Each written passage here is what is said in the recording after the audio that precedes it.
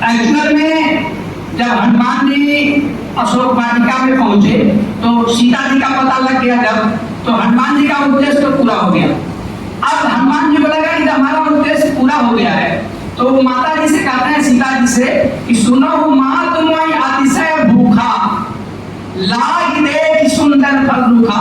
कहा माता जी मुझे सुंदर फल देख करके भूख लग गई। दो चीज होता है, या तो ओरिजिनल भूख हो या तो फल देख करके भूख लगी हो। तो हनुमान जी को सुंदर सुंदर फल देख करके भूख लग गई। तो माता जी ने कहा कि ऐसा है कि सुन सुत करहि विपिन रखवारी परम सुभग रजनी चल भारी। कहा कि हमें कोई इतराज नहीं था, अच्छी बात थी, लेकिन यहाँ जो राक्षस हैं बहुत वीर हैं, सब रखवाली करते हैं, गड़बड़ हो जाएगा मामला। तो हनुमान जी ने कहा कि तिनकर भय माता मोहिनाही जो तुम सुख मानो मनमाही। अरे माता जी अगर आपको कोई आपत्ति ना हो तो हमें रखवालों का कोई डर नहीं है। तो हनुमान जी ने कहा कि जाओ, माता जी ने कहा कि ठीक है जाओ तो खा लो भाई।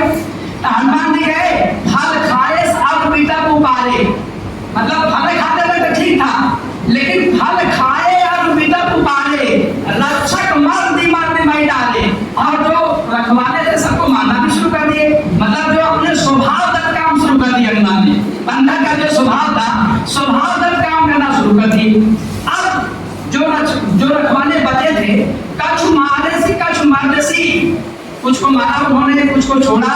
तो जो बचे थे वो रावण के यहाँ गए, बताए कहे महाराज नाथ एक आवा कपि भारी कहीं अशोक वाटिका उजाड़ी।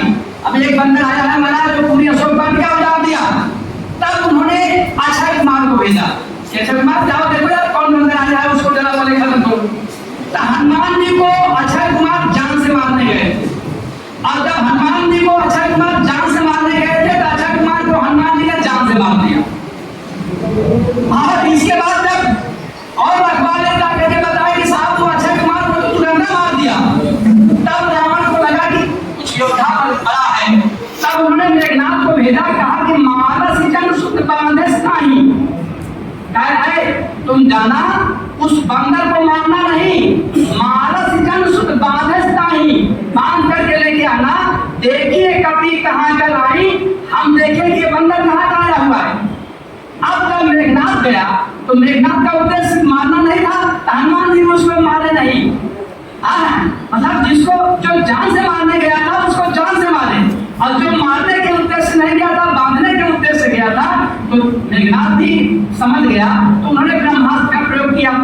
ब्रह्मास्त्र तय साधा कभी मन की न विचार जो न ब्रह्म समान हो महिमा मिटे अपार।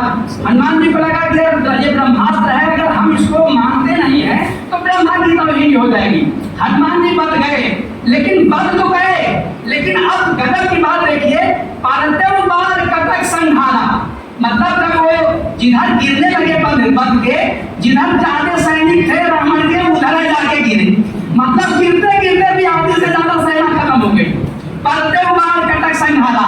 तो मेरे कहने का आशय है कि आपका उद्देश्य पूर्ण होना चाहिए, जो भी आपका उद्देश्य है उस तरह से पूर्ण होना चाहिए। फिर अच्छा, हनुमान जी का पहला तो उद्देश्य पूर्ण हो गया था, सीता जी का पता लग गया था। अब हनुमान जी को ये लगा कि अब और देख ले रावण की एक्टिविटीज क्या है। अब जब ये बांध के लेके गया रावण के यहाँ जब मेघनाथ बांध के ले गया हनुमान जी को, तो हनुमान जी तो बधे हुए थे।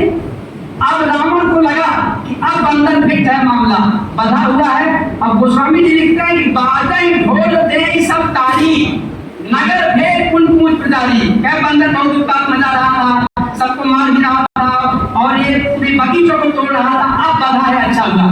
तो रावण फिर वहां मारने जा रहा था उसको। विभीषण जो देखिए मित्रता की तरह काम करती है, मित्रता भी मौके पर बहुत काम करती है। हनुमान जी की लंका में सबसे पहले अगर किसी की मित्रता हुई थी तो विभीषण से हुई।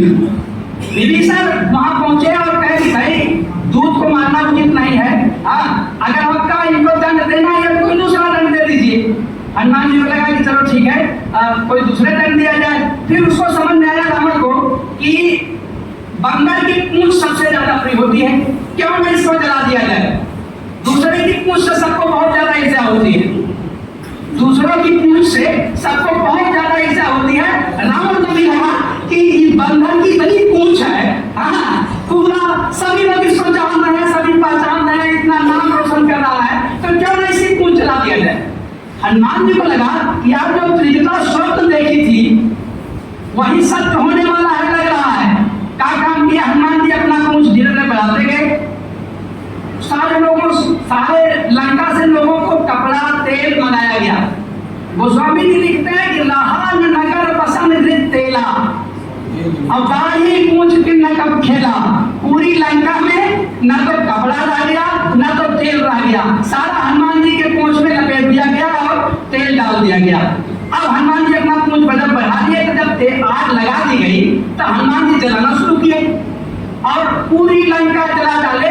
गोस्वामी जी लिखते हैं जाला नगर निमिक एक माही, एक विभीषण कर दिए नाही। मित्र का घर कैसे चलेगा भाई, सारा घर तो जल गया। हाँ, लेकिन जिससे मित्रता हुई थी उसका घर बच गया।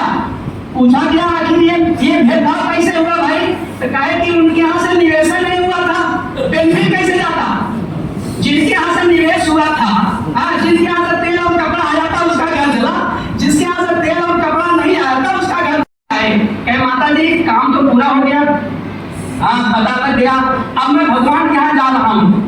अब हमको कोई ऐसी ऐसे नायक मगरीना भाई, भगवान ने अंगूठी दी थी, अब ये चूड़ा मणि देती हैं कि चूड़ा मणि उतारी तब दयो हरा समेत परफेक्ट मैसेंजर का काम हनुमान जी करते हैं। तो हनुमान जी से हमें ये लाइफ स्टाइल सीखनी चाहिए, शून्य निवेश नवाचार।